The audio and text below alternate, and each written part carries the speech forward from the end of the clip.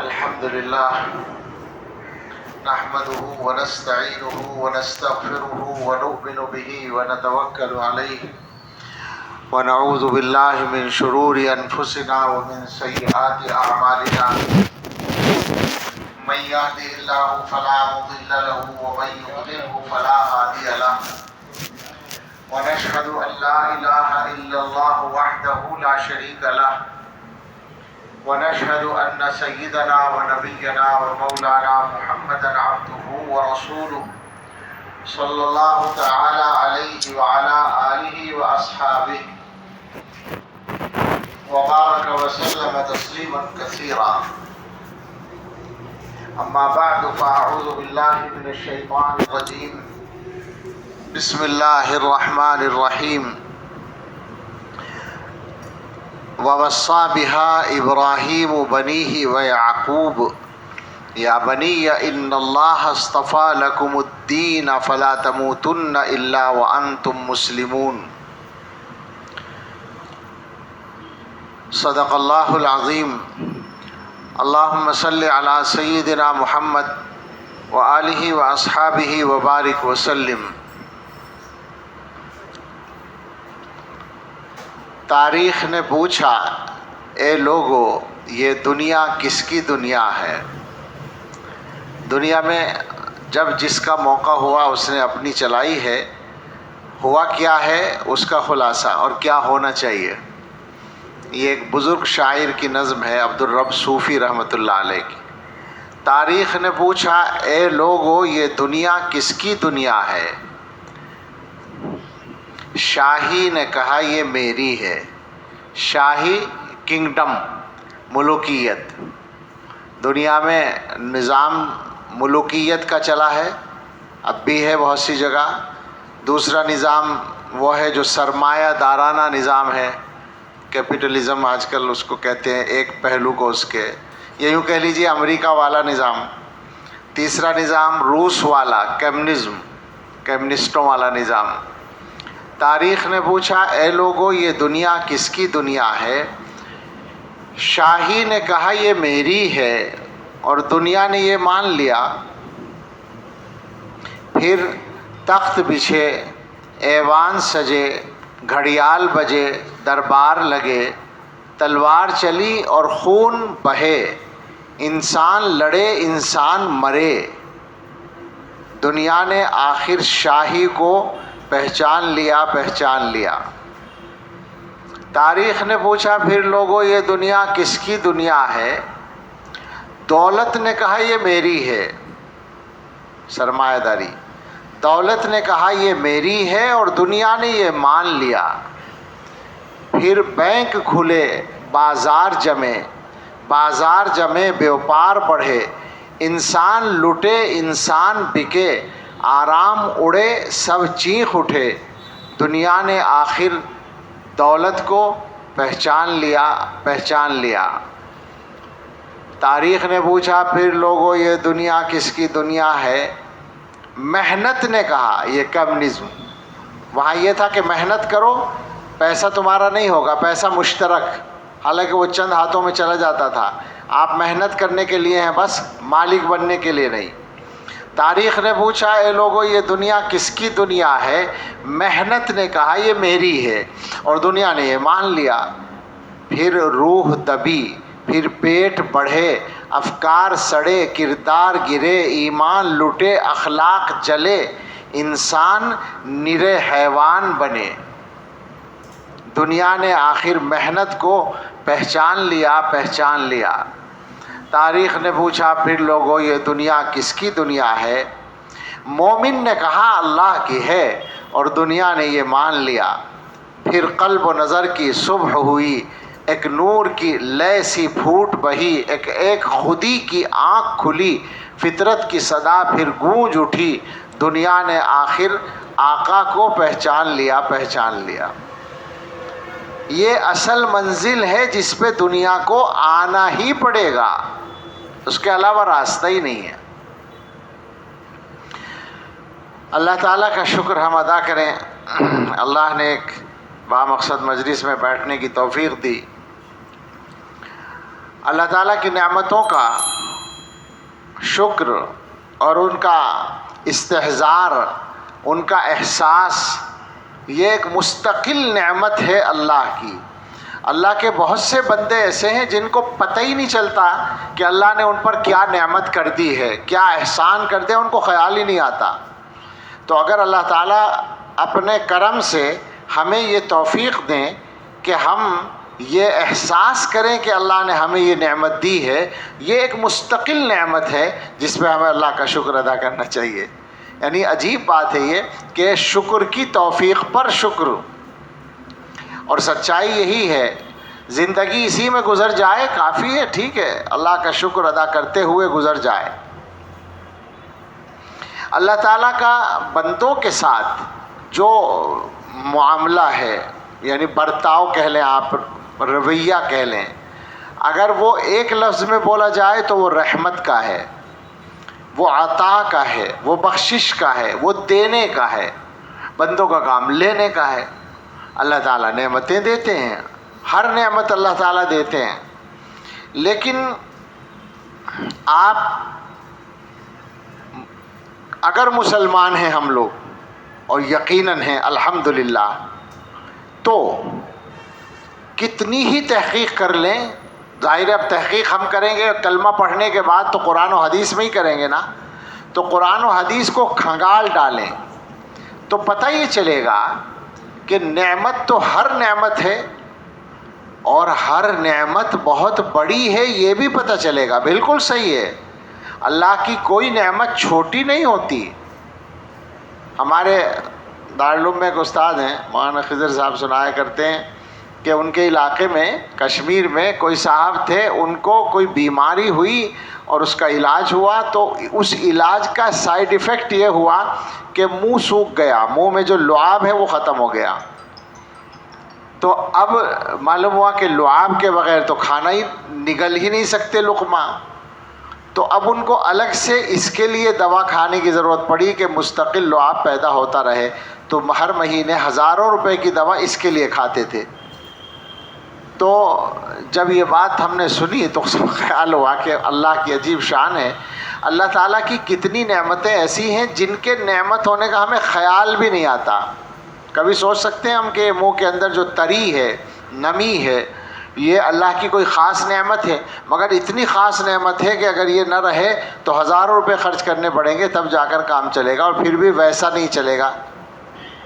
تو ہر نعمت بڑی ہے، لیکن انسان اگر غور کرے گا، بات مسلمان سے ہو رہی ہے، مسلمان اگر غور کرے گا تو اس کی سمجھ میں آئے گا کہ ساری نعمتیں اپنی جگہ، مگر سب سے بڑی نعمت ایمان ہے۔ اور اس کی وجہ یہ ہے کہ ایمان کے علاوہ باقی نعمتیں جو ہیں وہ دنیا کی ضرورتیں پوری کرنے کے لیے ہیں۔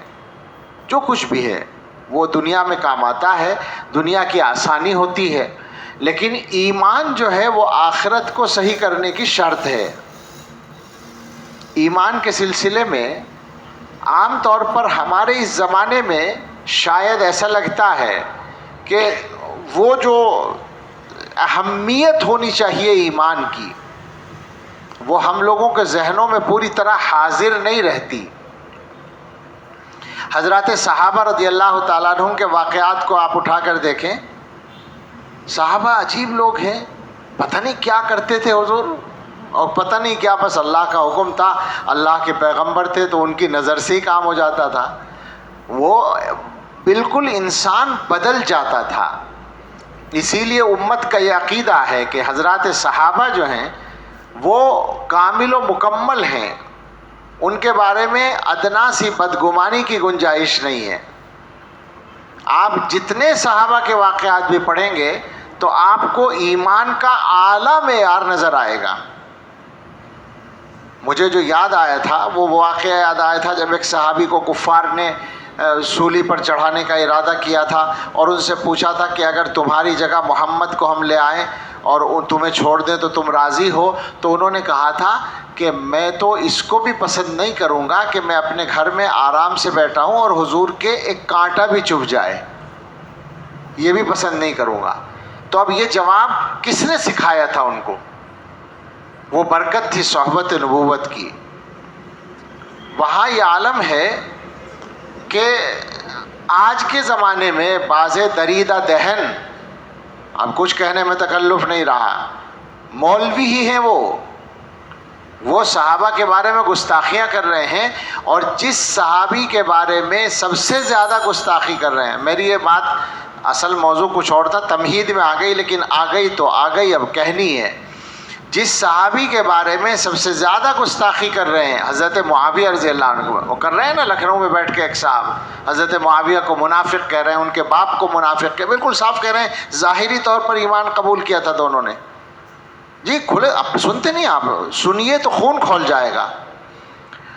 تو وہ حضرت معاویہ رضی اللہ تعالیٰ عنہ، ان کے ایمان کا یہ معیار ہے کہ جب حضرت علی رضی اللہ تعالیٰ عنہ سے جنگ چل رہی تھی، عین اس زمانے میں روم کے بادشاہ نے پیغام بھیجا، اور روم کے بادشاہ کا مطلب ہوا دنیا کی بڑی طاقتوں میں سے ایک طاقت نے یہ میسج بھیجا کہ ہمیں پتہ چلا ہے کہ علی کا اور تمہارا جھگڑا چل رہا ہے، اگر تم کہو تو ہم تم مل کر الائنس بنا لیں اور ہم مل کے علی کا مقابلہ کریں، اور جو علاقہ آئے دونوں بانٹ لیں.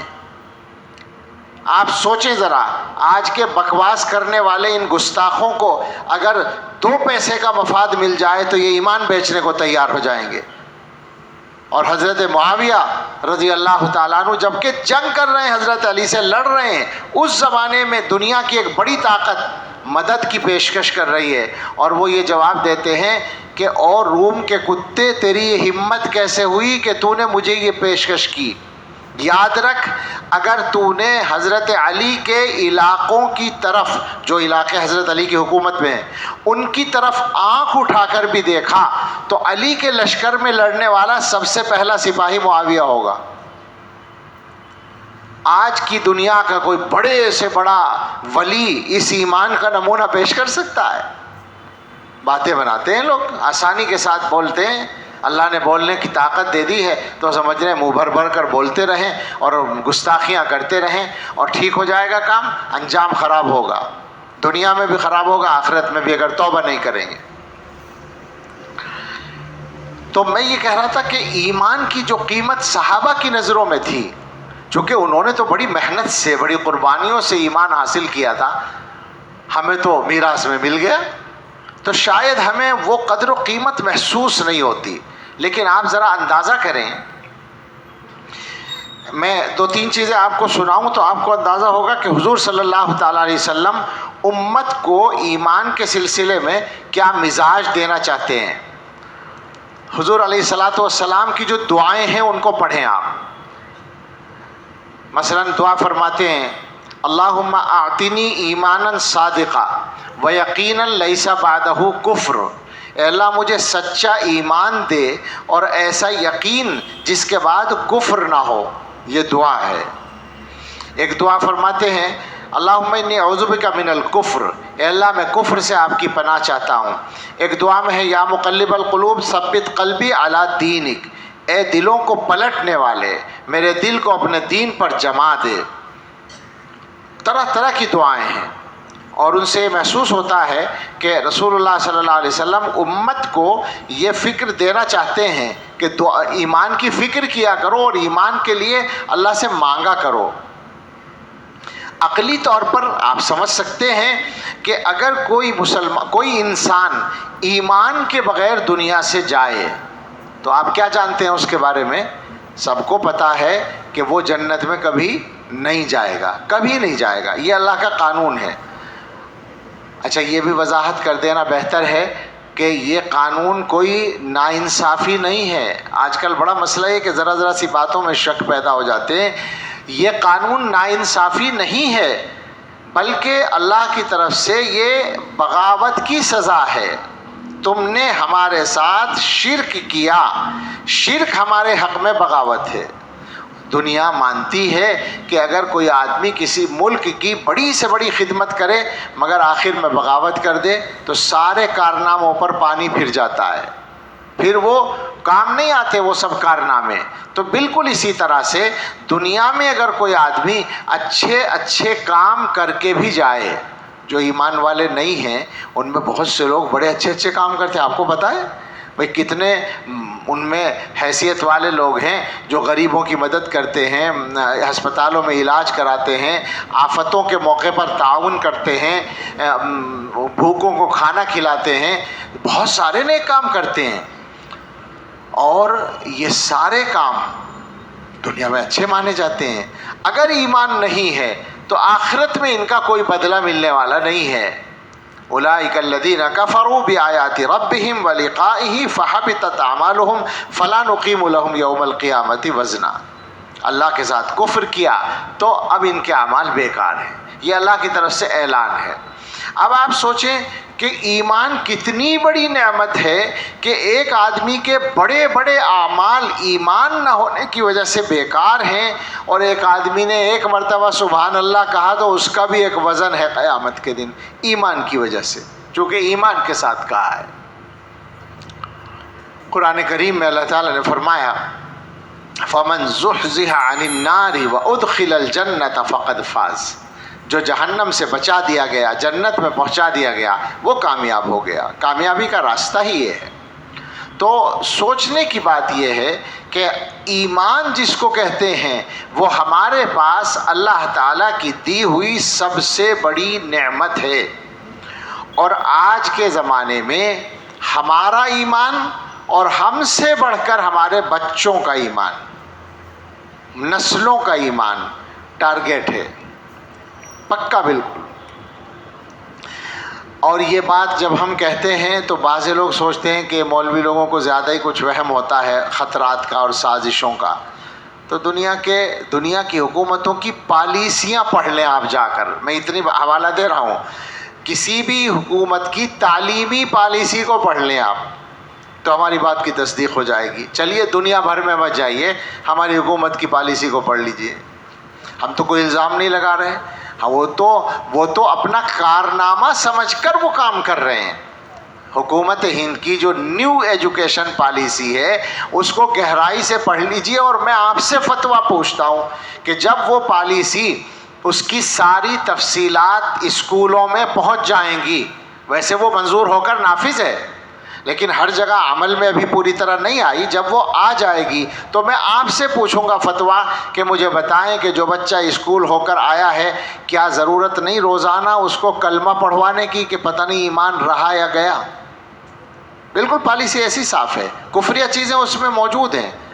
ان چیزوں کے بعد آپ اپنے بچوں کو اسکول میں بھیجنے پر مجبور تو ہوں گے, لیکن روزانہ ہو سکتا ہے ماں باپ یہ ڈیوٹی انجام دیا کریں کہ بیٹے اسکول سے آئے ہو تو ایک دفعہ کلمہ پڑھ لو, کچھ پتہ نہیں تمہارا ایمان چلا نہ گیا ہو.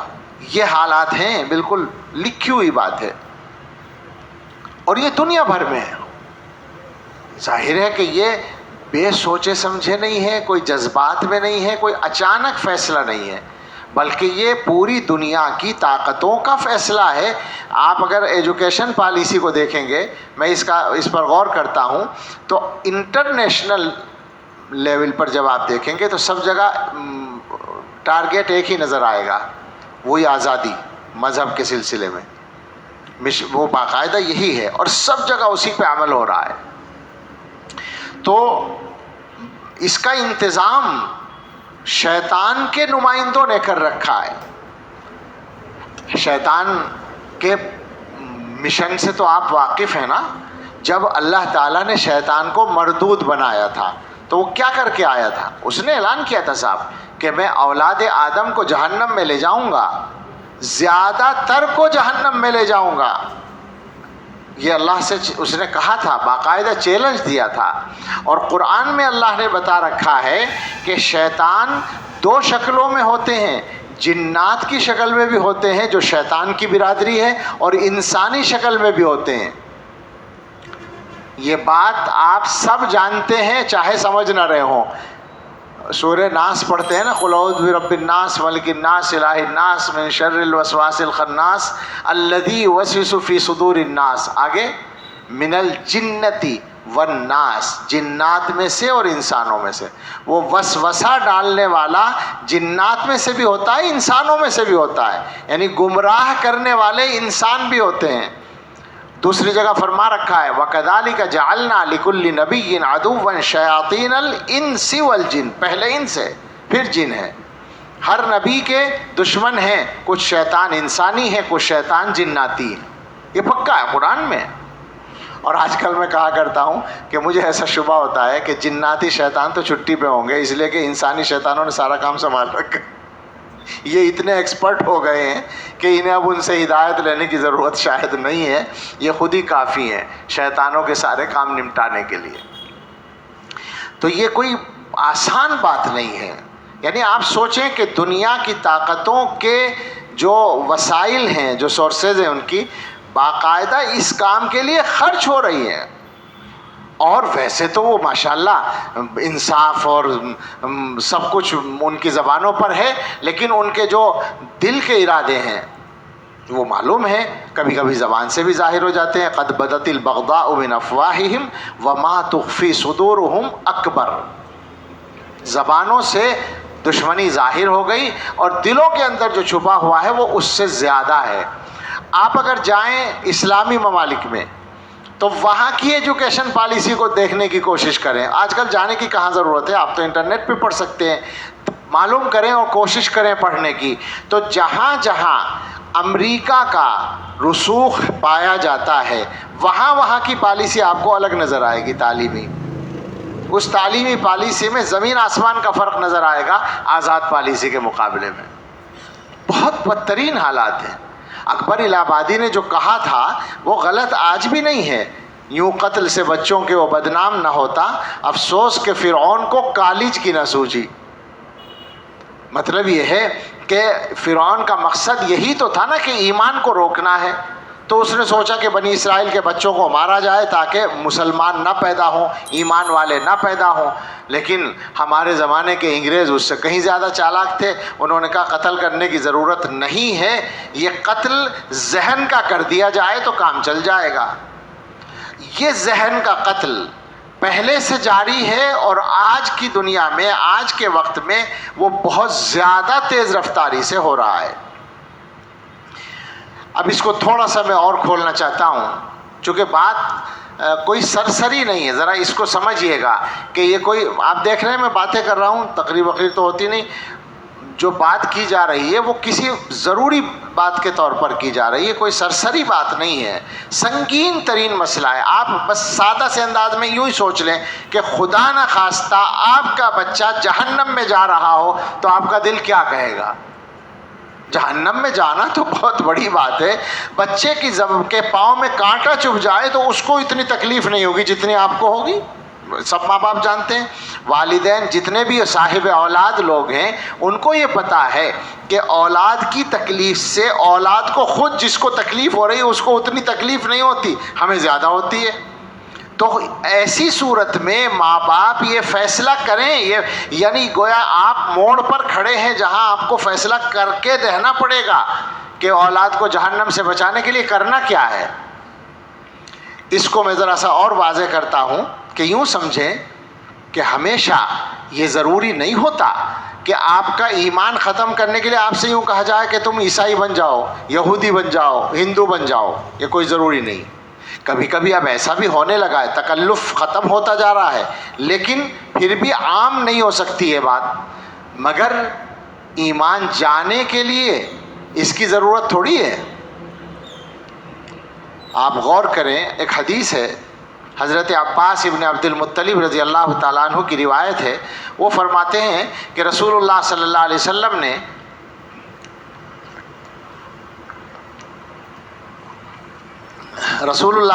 وسلم نے ارشاد فرمایا، ذاق طعم الایمان من رضی باللہ ربا وبالاسلام دینا وبمحمد رسولا.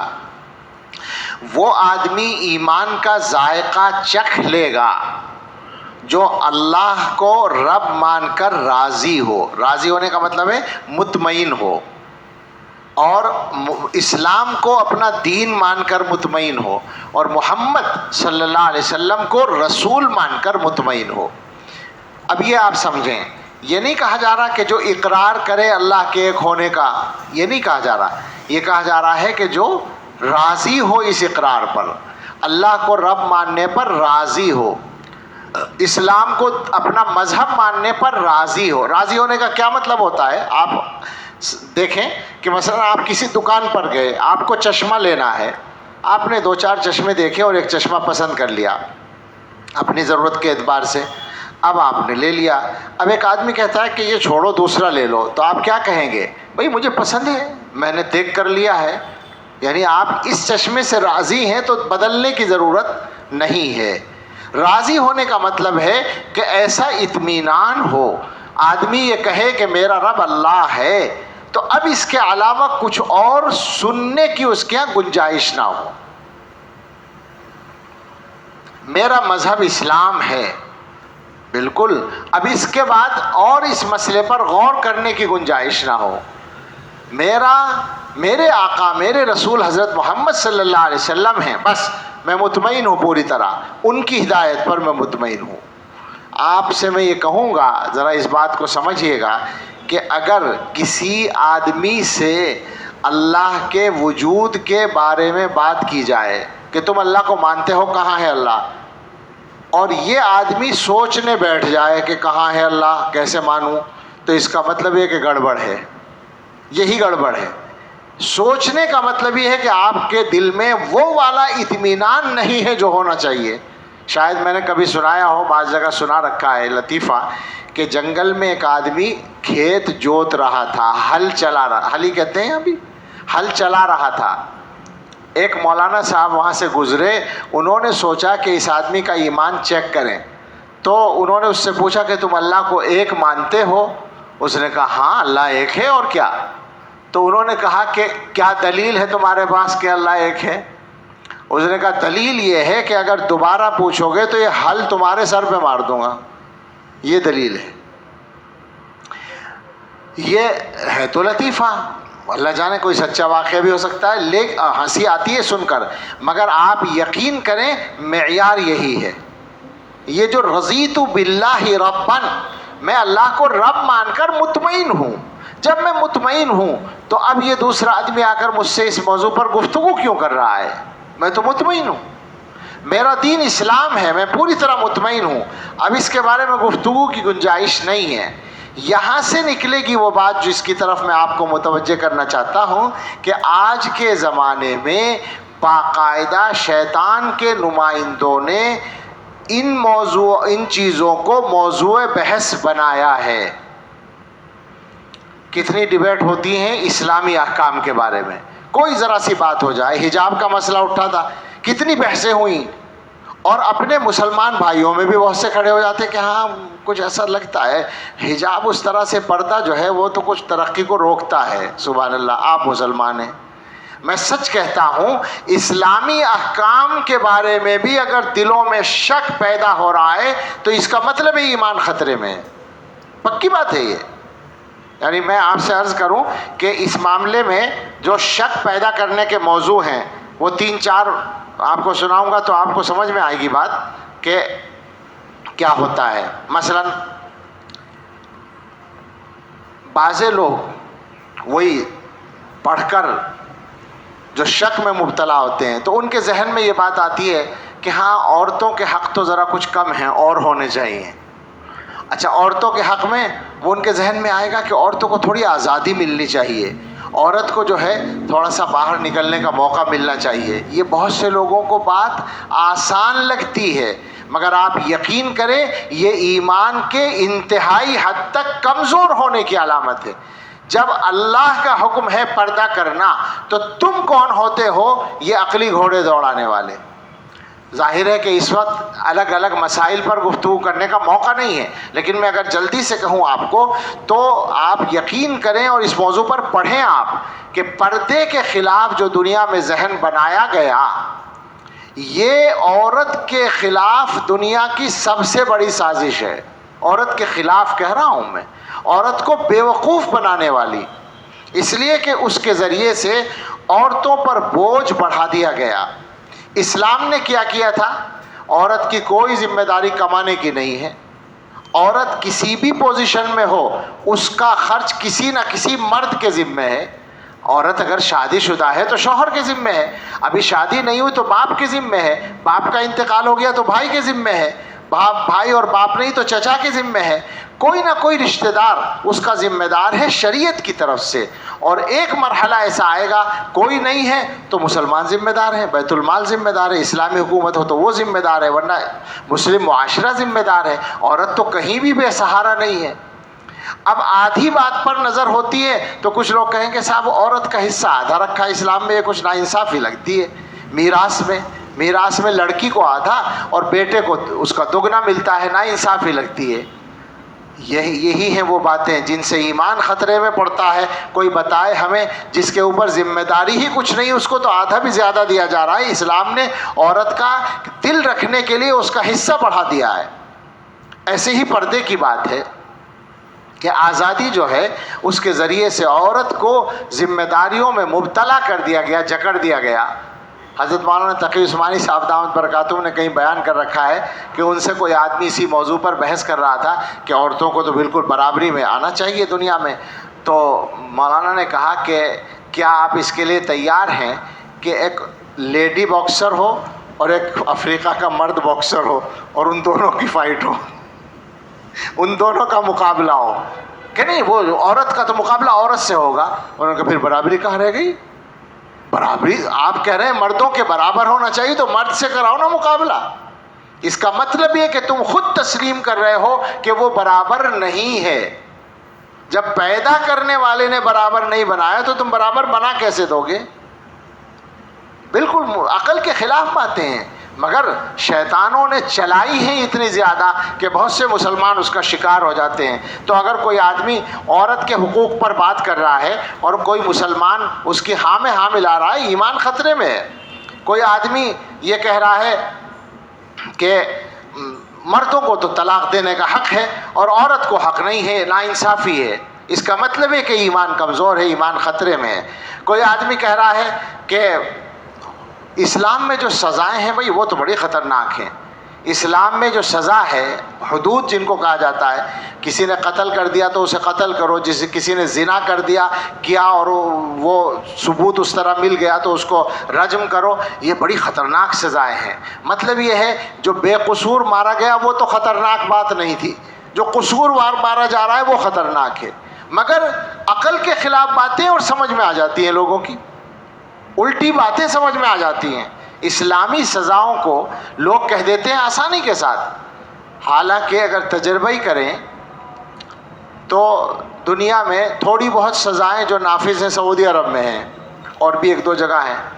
تو ہم نے یہ پڑھا کہ سعودی عرب میں پورے ملک میں سارے سال میں جتنے جرائم ہوتے ہیں، امریکہ میں ایک شہر میں ایک دن میں اس سے زیادہ جرائم ہوتے ہیں. ایک شہر میں ایک دن میں، شکاگو میں ایک دن کے جرائم سعودیہ کے پورے ملک کے سارے سال کے جرائم سے زیادہ ہیں. جبکہ ماشاءاللہ وہ ترقی یافتہ بھی وہی ہیں، مہذب بھی وہی ہیں، آزاد بھی وہی ہیں، ہمدرد بھی وہی ہیں. سب کو وہاں، یعنی آپ سوچئے کہ امریکہ میں بے روزگاری کا وظیفہ بھی ملتا ہے، اس کے بعد لوٹنے کے واقعات خوب پیش آتے ہیں. امریکہ میں عورتوں اور مردوں کے ملنے پر کوئی پابندی نہیں ہے رضامندی سے، اس کے بعد زنا بالجبر کے بہت سارے واقعات پیش آتے ہیں. یعنی آنکھیں نہیں کھلتی، لوگوں کی آنکھیں نہیں کھلتی ظلم دیکھ کر، اس کے بعد بھی کیڑے اسلام میں ہیں. کوئی کہتا ہے کہ صاحب نماز جو ہے، وہ ایک صاحب ہیں نام بھول رہا ہوں، پہلے بڑے مسلمان تھے، بعد میں پتہ نہیں کیا صحبت خراب ہو گئی تو الٹا ہو گیا بالکل. تو وہ کہنے لگے کہ نماز جو ہے وہ مسلمانوں کی ترقی میں رکاوٹ ہے. اب آپ سوچیں کہ ایمان بچے گا ایسے آدمی کا؟ نماز کی بات آ گئی، میں چونکہ ایمان کی بات ہو رہی تو اس لیے بات کر سکتا ہوں کہ مثلا نماز کی بات ہے. نماز کیوں رکاوٹ ہے ترقی میں؟ کاروبار کے وقت میں نماز ہے. آپ کسی ڈاکٹر سے پوچھیں کہ ایمانداری سے وہ بتائے انسان کے بدن کی کو دیکھتے ہوئے کاروبار کا سب سے اچھا وقت کون سا ہے؟ انسان کی جسمانی طاقتوں کی اٹھان سورج کی اٹھان کے ساتھ ہوتی ہے. سورج طلوع ہونے سے اور دوپہر تک انسان کے بدن کی طاقت اٹھان پر ہوتی ہے، اور جیسے ہی سورج گرنا شروع ہوتا ہے ادھر زوال ہوتا ہے، ادھر بھی سستی آنا شروع ہو جاتی ہے۔ تو اصل ٹائم جو ہے کاروبار کا وہ فجر سے لے کر ظہر تک کا ہے، بالکل فطرت کے مطابق، اور اس کے بعد اگر کچھ کاروبار کا ضروری کام رہ گیا تو وہ ظہر اور عصر کے درمیان کر لیا جائے دن میں، اس کے بعد نہیں۔ پھر عصر کے بعد رشتہ داروں سے ملنا ہے، بیماروں کی عیادت کرنی ہے، وہ کر لیں۔ مغرب کے بعد ضروریات اپنی کھانا وغیرہ، اور عشاء کے بعد سونا۔ یہ نظام اگر دنیا میں ہو تو میں ابھی آپ سے کہوں کہ آج کل ہر ترقی پذیر کہیے جیسے ہمارا ملک ہے، ایسے ملکوں میں سب جگہ واویلا ہے بجلی کی کمی کا، مصیبت ہے۔ جتنی طلب ہے اتنی، یعنی جتنی ڈیمانڈ ہے اتنی سپلائی نہیں ہے، پیدا ہی نہیں ہوتی اتنی، چوری ہوتی ہے، کیا کیا ہوتا ہے۔ اگر اس نظام پر دنیا آ جائے تو موجودہ بجلی ضرورت سے زیادہ ہے یا نہیں؟ سوچیے آپ، جتنی اللہ نے بجلی دے دی وہ بالکل ضرورت سے زیادہ ہے، اس لیے کہ شام کو دکانیں نہیں کھولیں گی تو بجلی کا خرچ کتنا بچے گا؟ اب تم نے نظام کو الٹ دیا، انسان کی فطرت کے خلاف کر دیا۔ تم نے طے کر دیا کہ 12 بجے سے پہلے دکان ہی نہیں، یعنی جب زوال کا وقت آیا تب تم دکان کھول رہے ہو، بازار کھول رہے ہو، اور رات کو دکانیں بازار کھول کر تم لائٹوں کو جلا کر دھوکہ دے رہے ہو سامان کے سلسلے۔ کپڑوں کی دکانوں پر تو خاص طور سے لائٹنگ کر کے ہی بیچے جاتے ہیں کپڑے۔ تو یہ جو بے ضرورت، یعنی تم نے ضرورت خواہ جھوٹی ضرورت پیدا کی ہے بجلی کی، مسئلہ کھڑا ہو گیا ہے۔ اسلام میں، اسلامی نظام میں تو اس کی ضرورت ہی نہیں تھی، کوئی مسئلہ ہی نہیں تھا۔ عورتوں کو تم نے لا کر بٹھا دیا بازار میں، نتیجہ یہ نکلا کہ مرد بے روزگار نظر آ رہے ہیں۔ ساری عورتیں گھر کی رانی بن کر گھروں میں بیٹھے، مردوں کو روزگار مل جائے گا اور ہر گھر میں ذمہ داری صحیح طریقے سے ادا ہوگی۔ آپ غور کریں کہ اسلام کے احکام کتنی حکمتیں رکھتے ہیں اور انسان کی ضرورت اور فطرت کے کتنا مطابق ہیں، مگر دنیا میں یہ سب ہو رہا ہے۔ یہ موضوعات اگر چھیڑے جائیں تو بہت لمبے ہو جائیں گے، میں واپس جاتا ہوں۔ میں یہ عرض کرنا چاہتا ہوں کہ آج کی دنیا ان تمام معاملات میں کام کر رہی ہے باقاعدہ۔ آپ نے جو میں نے گفتگو کی ہے، بہت تھوڑی سی گفتگو، میرا تو مطالعہ بھی بہت کم ہے، تھوڑی سی گفتگو میں نے کی ہے، اس سے ہلکا سا آپ کو اندازہ ہوگا دنیا میں کیا اس کا بالکل الٹا نہیں چل رہا ہے۔ ڈیبیٹس بھی یہی ہوتی ہیں اور دنیا میں یہی کہا جاتا ہے۔ تو اس سے آپ اندازہ کریں کہ باقاعدہ پلان کے تحت ایمان نشانے پر ہے۔ ان کا منشا یہ ہے کہ مسلمانوں کی نسلوں کے دلوں میں شک پیدا ہو جائے ایمان کے بارے میں، اور وہ ایمان پر قائم نہ رہ سکیں۔ اس کا نتیجہ یہ کہ سامنے بالکل باتیں ہو رہی ہیں، واقعات پیش آ رہے ہیں۔ آج کی دنیا میں جتنی تیزی سے مذہب سے بچے دور ہو رہے ہیں، مطلق مذہب سے، یعنی ملحد بن رہے ہیں، ایتھسٹ بن رہے ہیں۔ میں نے شاید کبھی سنایا تھا کہ مدرسے کا پڑھا ہوا آدمی مجھے فون کر رہا تھا کہ میں آپ سے خدا کے وجود کے بارے میں بات کرنا چاہتا ہوں۔ میں نے کہا بھائی میرا اس موضوع پر اتنا مطالعہ نہیں ہے، مجھے نہیں پتا تھا وہ مدرسے کا۔ میں نے کہا کوئی ایسا خاص مطالعہ نہیں ہو سکتا ہے، میں آپ کو مطمئن نہ کر سکوں، میں ڈرا کہ اس موضوع پہ کہیں گڑبڑ نہ ہو جائے۔ تو اس نے کہا نہیں، مجھے امید ہے اگر آپ گفتگو کریں گے تو مجھے مطمئن کر دیں گے۔ میں نے کہا یہ امید کیوں ہے؟ کہنے لگے میں نے آپ سے پڑھا ہے، اور مجھ سے پڑھنے کا مطلب یہ کہ دارالعلوم میں پڑھ، آپ اندازہ کریں۔ میں نے کہا بھائی پھر ٹھیک ہے بات کریں گے۔ پھر میں نے حضرت کے بارے میں کہا کہ ان سے رابطہ کرو، اور تو پھر حضرت سے اس کا رابطہ ہو گیا، حضرت نے اس سے بات بھی کی اور کچھ اچھا وہ تھا نیت کا اچھا، حالانکہ شک میں مبتلا تھا اللہ کے بارے میں، وہ بدل گیا، مرد مومن بن گیا ماشاءاللہ۔ لیکن الحاد بالکل پھیل رہا ہے، عام ہے، متعین طور پر۔ میں نے ابھی ایک جگہ مراد آباد میں 15-20 لوگ تھے، مختصر سا اچانک میرا بیان انہوں نے کروایا تو میں نے وہاں کچھ اشارہ کیا اسی طرح کا، تو ان 15-20 لوگوں میں سے ایک لڑکا میرے پاس دعا کے بعد کہنے لگے میں یہ آپ نے جو ایتھزم کی بات کی، الحاد کی بات کی، میں اس پر تھوڑی سی بات کرنا چاہتا ہوں۔ اس کا مطلب ہے کہ وہ شک میں پڑا ہوا تھا۔ بہت عام ہے اس وقت، بہت پھیل رہا ہے۔ نسل نو کا ایمان بہت زیادہ خطرے میں ہے۔ آپ سوچیں ذرا کہ آپ نے اگر اپنے بچوں کی دنیاوی ضرورتوں کی ذمہ داریاں پوری کر دیں، آج ہم لوگوں کا جو حال ہے وہ یہی ہے کہ اگر کوئی مسلمان اپنے بچوں کی دنیاوی ضرورتیں پوری کرنے میں کامیاب ہو گیا، بچوں کی شادیاں کر لی اس نے, بچوں کو مکان بنا کے دے دیے, بچوں کا کاروبار ہو گیا, تو بس وہ یہ سمجھتا ہے کہ میری ساری ذمہ داری پوری ہو گئی. اس کے بعد مزے ہیں بڑے میاں کے, اب خوش ہیں وہ کہ سب بچے اپنے ٹھکانے سے ہو گئے. لیکن اس بندے خدا سے کوئی پوچھے کہ میرے بھائی ان بچوں کو جہنم سے بچانے کا کیا انتظام کیا ہے تو نے؟ یہاں آ کے میدان خالی ہے, بہت برے حالات ہیں. ذمہ داری جو ہے وہ کسی ضعیف حدیث میں نہیں لگی ہے, قرآن میں لگی ہے. آپ سوچئے, مجھے ہنسی اس لیے آ گئی کہ آج کل لوگ بہت آسانی سے کہتے تھے نا, کوئی حدیث پیش کرو تو کہ یہ ضعیف حدیث ہے. تو میں یہ کہہ رہا ہوں کہ قرآن میں ہے یا ایھا الذین آمنوا قوا انفسکم واہلیکم نارا وقودھا الناس والحجارہ, اپنے آپ کو اور اپنے گھر والوں کو جہنم سے بچانے کی ڈیوٹی اللہ نے مقرر کی ہے, قرآن میں کی ہے. یہاں 8:30 پہ نماز ہوگی, اس لیے آرام سے بیٹھے, نماز اطمینان سے ہوگی, 8:30 بجے نماز ہوگی. تو بچوں کی ذمہ داری جو ہے فقط دنیا کی ضرورتوں کی نہیں ہے, بلکہ حقیقت یہ ہے اگر انسان دور اندیش ہے, اگر انسان سمجھدار ہے تو وہ دین کی فکر پہلے کرے گا, اس کے بعد دنیا کا کچھ کر سکا, بہت اچھا نہیں کر سکا تو کوئی بات نہیں, ان کو اللہ دے گا جو اللہ نے ان کے لیے لکھا ہے.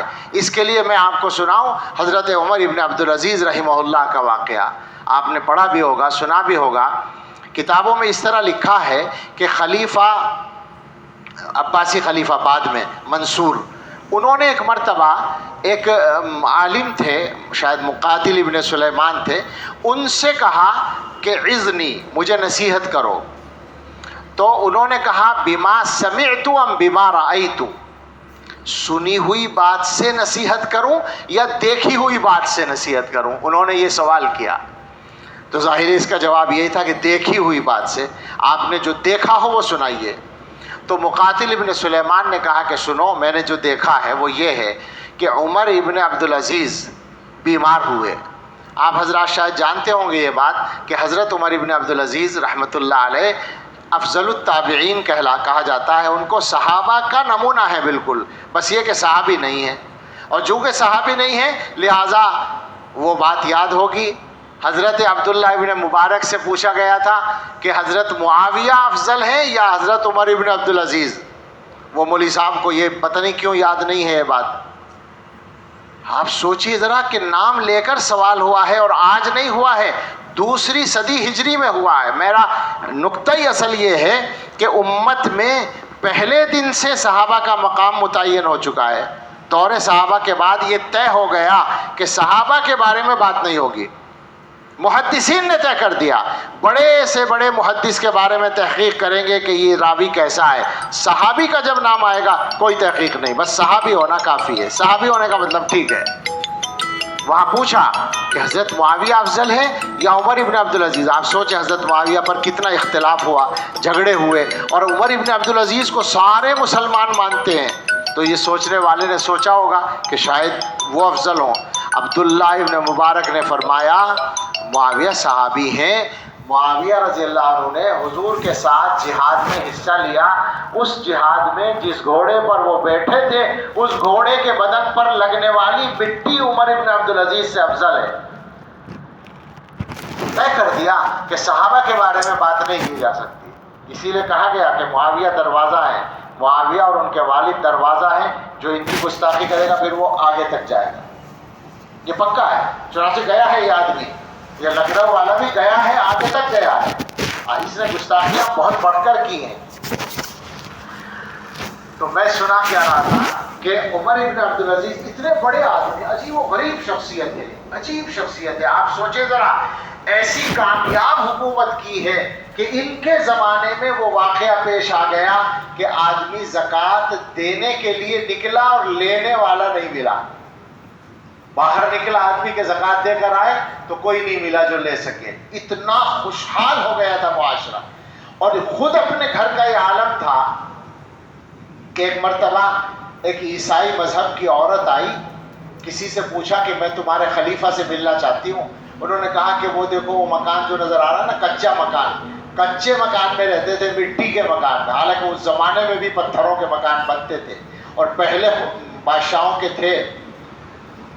چلی گئی, اندر جا کر حضرت کی اہلیہ سے ملی اور ان سے کہا کہ میں خلیفہ صاحب سے ملنا چاہتی ہوں، کچھ بات کرنی ہے. تو انہوں نے کہا کہ بیٹھو ابھی ملاقات کرا دیں گے. پھر اس نے دیکھا کہ ایک آدمی دروازے کی طرف جو دیوار ہے اس پر مٹی لگا رہا ہے، مزدوری کر رہا ہے. مٹی جیسے سیمنٹ کرتے ہیں تو مٹی کی دیوار پر مٹی کو پھیرا جاتا ہے، تو وہ مٹی پھیر رہا ہے. تو اس عورت اور یہ جو خلیفہ کی بیوی ہے اس سے پردہ نہیں کر رہی. تو اس عورت نے کہا کہ تمہارے مذہب میں تو پردہ ہوتا ہے اور تم خلیفہ کی بیوی ہو اور یہ مزدور کام کر رہا ہے، تم پردہ نہیں کر رہی. تو انہوں نے بتایا کہ یہ مزدور نہیں ہے، یہی خلیفہ عمر ابن عبدالعزیز ہے جو میرے شوہر ہیں. ایسی شان کا انسان، کیا بات ہے. بچوں نے کہا ماں سے عید آ رہی ہے، نئے کپڑے بنا دیں. ماں نے ان سے کہا بچوں کے لیے کپڑے، کہا میرے پاس تو پیسے نہیں ہیں. تو ماں بیچاری بچوں کی وجہ سے اس کے ذہن میں ایک ترکیب آئی. انہوں نے کہا کہ ایسا کریں، اگلے مہینے کی تنخواہ پیشگی لے لیجئے، اگلے مہینے کا خرچہ دیکھ لیں گے، کسی طرح کا چلا لیں گے، لیکن تنخواہ پہلے مل جائے گی تو بچوں کے کپڑے عید کے بن جائیں گے. تو حضرت کی سمجھ میں بھی آ گیا کہ ہاں یہ ٹھیک ہے.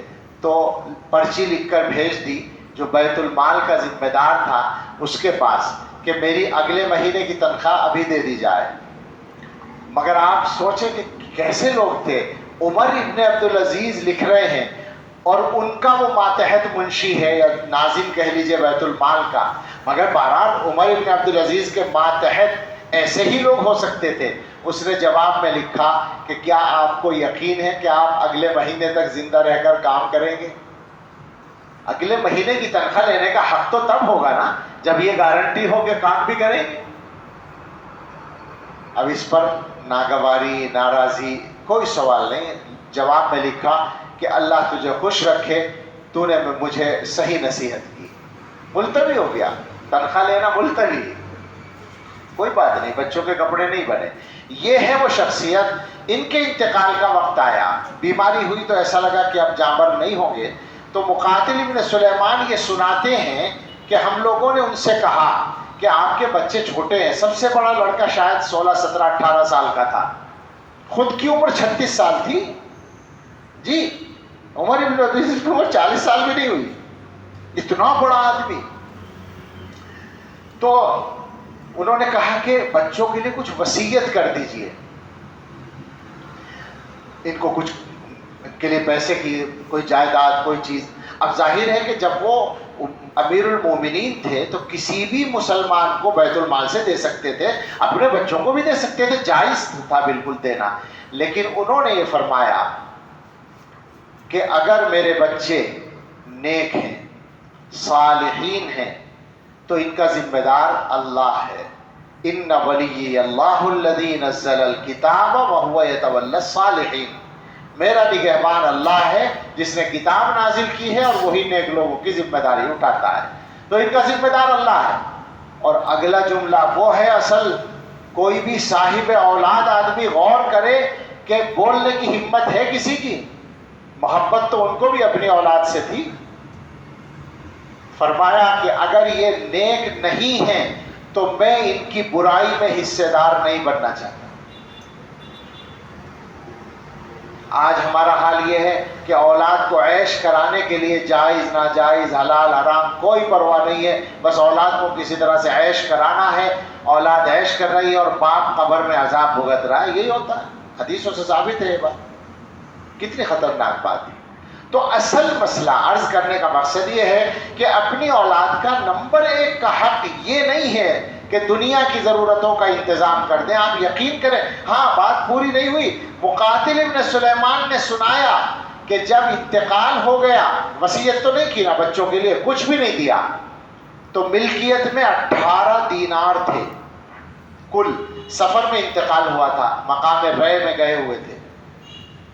تو قبر کے لیے جگہ خریدی گئی، وصیت کی ہوگی کہ ایسے نہ دفن کیا جائے، خریدا جائے. تو قبر کے لیے جگہ خریدی گئی 5 دینار کی. 4 دینار کفن وغیرہ میں تجہیز و تکفین میں خرچ ہو گئے. 18 میں سے 9 دینار خرچ ہو گئے. 9 دینار بچے اور 11 بچے تھے. اس کا مطلب یہ ہے کہ ہر بچے کے لیے میراث میں پورا 1 دینار بھی نہیں آیا. یہ تو ہوا اس وقت کا حال.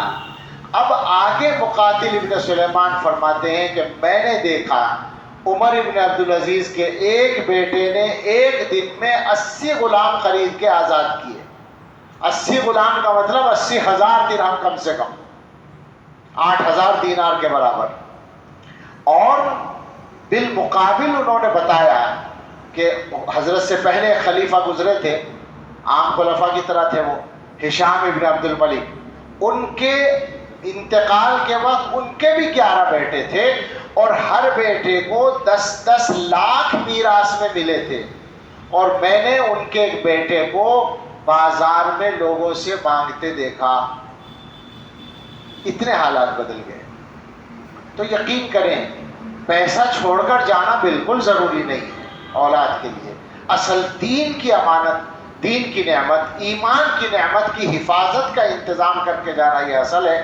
میں 5 منٹ اس موضوع پر اور بات کروں گا کہ اس کے لیے کریں کس طرح سے. بات یہ ہو رہی ہے اس زمانے میں کہ ہمارے بچے ہمارے نہیں ہیں آج کل، وہ دوسروں کے بن گئے ہیں.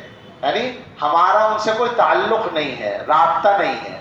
اکثر گھروں میں حالات اس طرح کے ہیں کہ کیا کہیں کہ اس کو ماں باپ کا اور بچوں کا کسی بھی موضوع پر نہ تبادلہ خیال ہوتا ہے نہ گفتگو ہوتی ہے.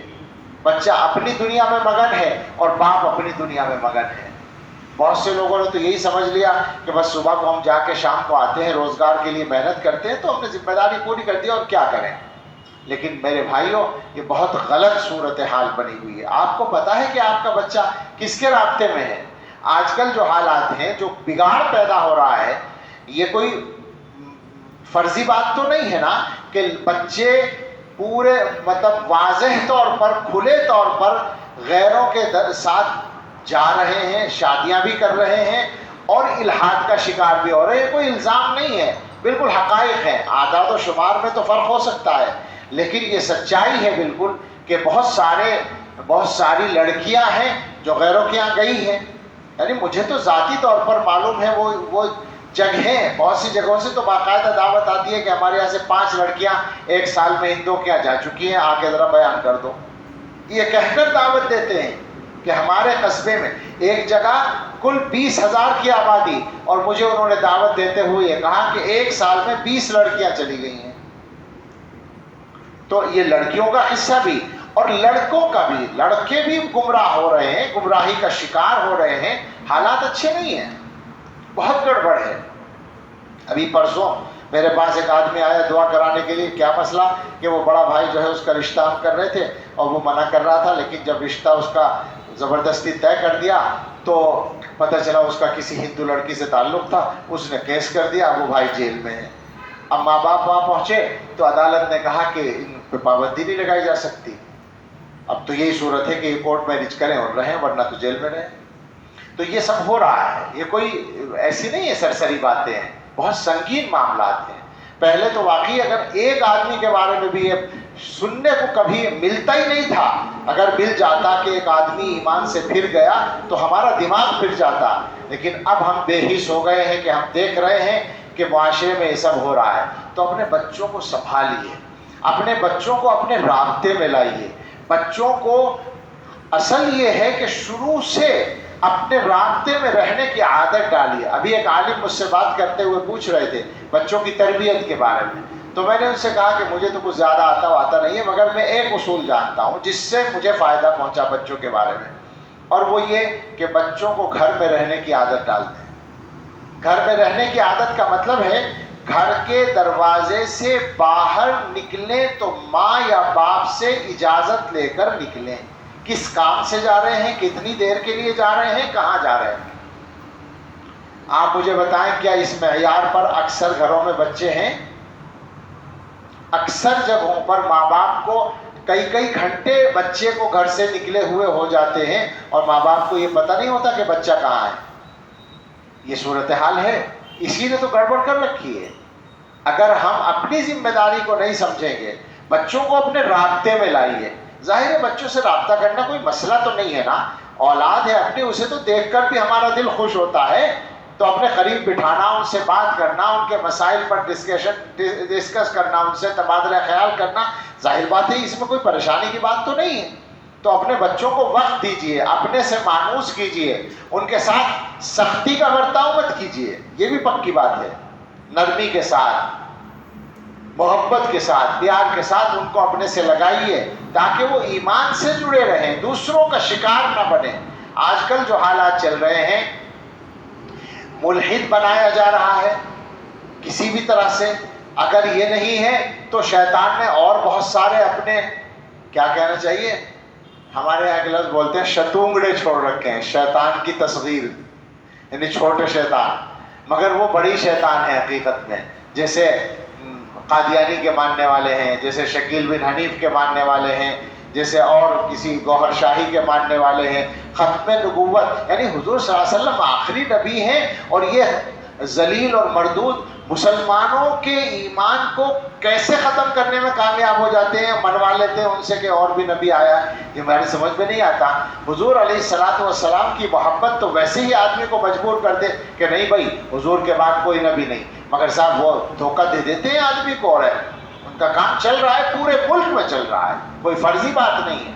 اور اس کے علاوہ اچھی طرح یہ بھی یاد رکھیں کہ ان سے نیچے والے جو کچھ شتونگڑے ہیں وہ بھی ہیں. کسی کا نام انجینئر ہے، کسی کا نام ڈاکٹر ہے. آپ سمجھ رہے ہو جو میں کہہ رہا ہوں؟ انجینئر کو آج کل بہت سے لوگ سنتے ہیں. آپ ایک بات اچھی طرح سمجھ لیں، ہماری کسی نہ انجینئر سے لڑائی نہ ڈاکٹر سے، مگر ہم آپ کو ایک اصول بتاتے ہیں. ہمارا دین کب آیا؟ 1450 سال پہلے حضرت محمد الرسول اللہ صلی اللہ علیہ وسلم پر نازل ہوا. آپ سے کس نے سیکھا؟ صحابہ نے، اور صحابہ سے ان کے بعد کی نسل نے، ان سے ان کے بعد کی نسل نے. اس طرح سلسلہ چلا ہے، الحمدللہ ہم تک پہنچا ہے. تو دین کا صحیح راستہ، محفوظ راستہ وہ کہلائے گا جس میں ہم سے لے کر رسول اللہ صلی اللہ تعالی علیہ وسلم تک اس طرح سے زنجیر بندھی ہوئی ہو، ٹوٹی ہوئی نہ ہو. اب ایک آدمی کرسی پر بیٹھ کر کہتا ہے کہ دیکھو میں جو سنا رہا ہوں یہ مولوی نہیں سنائیں گے، مولوی نہیں بتائیں گے، یہ علماء نہیں بتائیں گے یہ، اور میں جو کہہ رہا ہوں یہ علماء نے نہیں سمجھا، میں حدیث سے بتا رہا ہوں، میں قرآن سے بتا رہا ہوں. تو اب گویا یہ آدمی چھلانگ لگا رہا ہے 1400 سال پہلے، بیچ کی ساری امت کے علماء کو اور ان کے دین کی فہم کو اور ان کے علمی سرمایہ کو کنڈم کر کے یہ دعویٰ کر رہا ہے کہ میں نے سمجھا ہے سیدھا. تو آپ سمجھ لیں کہ اس سے بڑی بغاوت حضرت محمد الرسول اللہ صلی اللہ تعالی علیہ وسلم کے ساتھ نہیں ہو سکتی. حضور تو یہ فرماتے ہیں لا تجتمع امتی علی الضلالہ، میری امت گمراہی پہ جمع نہیں ہو سکتی. یعنی کوئی زمانہ ایسا نہیں ہو سکتا کہ ہدایت گم ہو جائے، یہ نہیں ہو سکتا. ہر دور میں ہدایت محفوظ رہے گی، اور ہدایت کی حفاظت کرنے والا ایک طبقہ رہے گا. اور یہ آدمی بیٹھ کر یہ کہتا ہے کہ میں جو بتا رہا ہوں یہ ان میں سے کسی کو پتہ نہیں، میں وہاں سے بول رہا ہوں. تو یہ باتیں کرنے والا چاہے کوئی انجینئر اس کا نام ہو، یا ڈاکٹر نام ہو، یا مولانا ہی نام ہو، سن لیجئے صاحب، مولانا نام کے بھی مل جائیں گے کچھ ایسے. اب میں نام نہیں لے رہا ہوں اس لیے کہ پھر مجھے ذرا لمبی گفتگو کرنی پڑ جائے گی، اس لیے آپ پر چھوڑ رہا ہوں. مگر چھوڑ کیا رہا ہوں، میں تو آپ سے یہ کہہ رہا ہوں ان سب سے پیچھا چھڑا لو. کوالیفائڈ ڈاکٹر ہی کو کلینک کھولنے کی اجازت ہوگی، یہ پکی بات ہے. دین کے معاملے میں بھی ایسا ہے، جس نے معتبر راستوں سے دین کا علم حاصل کیا ہوگا اسی کو اجازت دی جائے گی دین کی تشریح کرنے کی اور لوگوں کی دینی رہنمائی کرنے کی، اور لوگوں کو سے کہا جائے گا کہ اسی سے رہنمائی حاصل کریں. بس میں اپنی بات کو سمیٹتا ہوں. دو ہی باتیں ہوئی ہیں، ایک تو ایمان کی اہمیت پر بات ہے، اور اصلاً ایمان پر جو بات کی ہے وہ اس لیے تاکہ اس زمانے کے فتنوں میں اپنے اور اپنے بچوں کے اور اپنی نسلوں کے ایمان کی حفاظت کے لیے ہم لوگ کچھ کر سکیں.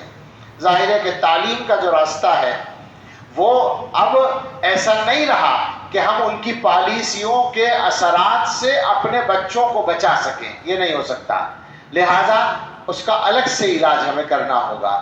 آج مکتب کھولنے کی تحریکیں جاری ہیں، جمعیت علماء، مسلم بورڈ اور فلاں سب نے تحریکیں چلا رکھی ہیں، اور لاکھوں مکتب کھل گئے ہیں ملک میں، مگر ابھی تک مسلمانوں کے اسکول میں پڑھنے والے غالباً 10% بچے بھی مکتب نہیں پہنچے ہیں۔ آپ سوچئے ذرا ان کے ایمان کی حفاظت کا کیا ہوگا؟ کون سکھائے گا ان کو کلمہ؟ کون سکھائے گا ان کو اسلامی عقیدے؟ ہمیں سب کو یہ فکر کرنی ہوگی۔ ظاہر ہے کہ اللہ کے یہاں اس کا جواب اور حساب لازم ہے کہ اولاد کے دین کی حفاظت کا کیا انتظام۔ یہ حدیثوں میں ثابت ہے، حدیثوں میں صاف ہے بالکل یہ بات کہ اگر کسی آدمی سے پوچھا جائے گا تو وہ یہ بھی کہے گا کہ اللہ میرے ماں باپ نے مجھے نہیں سکھایا تھا، میں کیا کرتا، اور ماں باپ کی گردن بھی وہاں نپ جائے گی۔ تو بچوں کی طرف سے غفلت دور کریں اور اپنے بچوں کے ایمان کی حفاظت کا انتظام کرنے کے لیے ہم سب سنجیدہ ہو جائیں، اور خود بھی اور بچوں کو بھی صحیح عقیدوں پر قائم رہنے کی فکر کریں۔ اللہ تعالی ہم سب کو دین کی صحیح سمجھ اور دین کا صحیح علم عطا فرمائے، اور اپنے فضل سے اہل حق علماء سے ہمیں مربوط رہنے کی اور انہی کی رہنمائی میں چلنے کی توفیق عطا فرمائے۔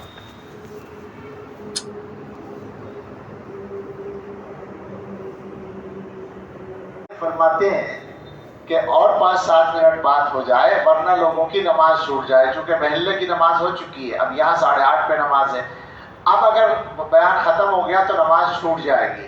میرا سوال ہے کیوں آ گئے ہیں؟ مدرسوں کے جلسے ہوتے ہیں یا ویسے جلسے ہوتے ہیں، راتوں کو 1-1 بجے 2-2 بجے تک جلسے چلتے ہیں، یقین کے ساتھ کہا جا سکتا ہے کہ ان میں جو شریک ہونے والے ہیں ان میں اکثر کی نماز جماعت نہیں، نماز چھوٹتی ہے۔ بہت خطرناک بات ہے۔ مجھے ایک جلسے میں دعوت دی گئی، بڑے شوق سے بیچاروں نے کئی مہینے پہلے تاریخ لی، اور اس کے بعد صاحب وہ ہم پہنچے وہاں تو گرمی کا موسم تھا، چھوٹی رات تھی۔ اس معاملے میں ہم لوگ بہت پیچھے چلے گئے، ورنہ نماز کا پابند ہونے کا تو مطلب ہی کچھ اور ہوتا ہے۔ نماز کا پابند ہونے کا مطلب ہے کہ جس طرح نماز پڑھنے کی عادت ہے ہر حال میں آدمی اس طرح نماز پڑھنے کی فکر کرے، مگر ہم لوگ کمزور ہو رہے ہیں، اس میں اللہ ہمیں توفیق دے۔ حضرت مولانا کا یہ حکم ہے کہ وہاں جو